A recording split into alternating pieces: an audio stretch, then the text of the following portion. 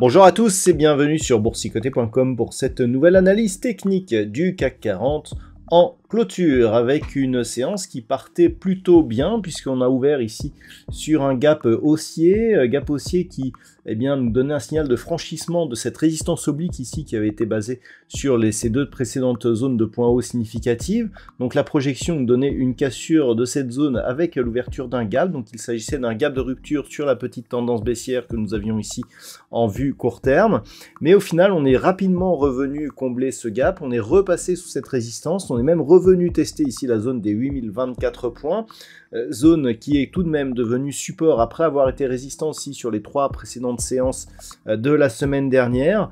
Et donc au terme de cette journée, le CAC 40 clôture à 8040.36 et gagne 0,22% par rapport à la clôture de la séance précédente. Donc on est ici sur une tentative de sortie mais qui n'est pour l'instant actuellement pas confirmée.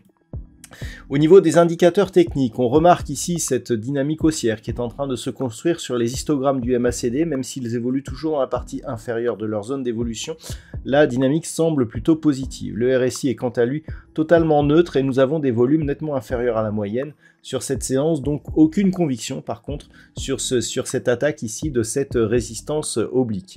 Donc au niveau des indicateurs, on n'a pas énormément de conviction.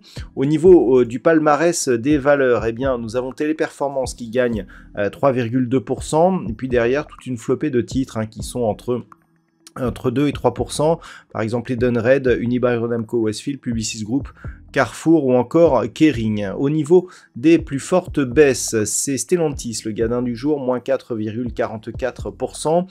Derrière, Schneider Electric perd 1,82%. Puis nous avons quelques baisses inférieures à 1%, comme L'Oréal, Renault ou Legrand. Donc on le voit, un marché plutôt haussier, donc avec un gain de 0,22%, on s'y attendait.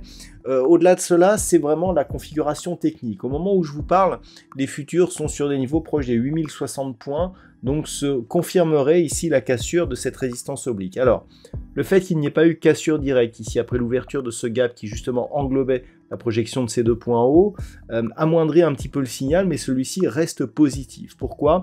Bien tout simplement parce que on le voit ici, cette ancienne zone de résistance est devenue support et on est en phase de test. Et demain, cette zone de résistance ici sera aux alentours des 8040 points.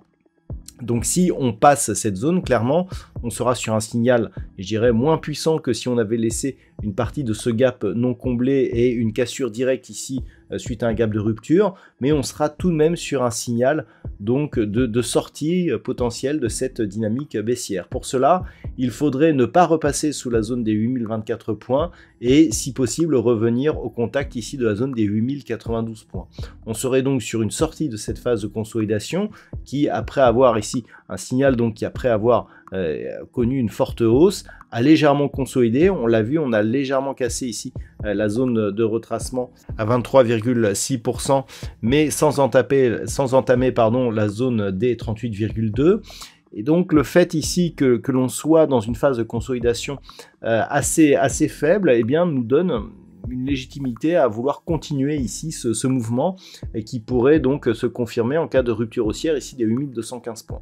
Donc en attendant cela, ce qu'il faut c'est essayer de valider un petit peu la cassure de cette zone de résistance oblique, surveiller ce qui se passerait éventuellement sur un retour au-delà des 8092 points, on aurait une zone de neutralité entre 8092 et 8145 et un biais qui redeviendrait positif ici au-delà des 8145 points avec une confirmation sur rupture pérenne de la zone des 8215 points. Voilà donc ce que l'on peut dire sur cette analyse technique du CAC 40 pour ce soir. Concernant les statistiques sur cette configuration, elles sont assez négatives.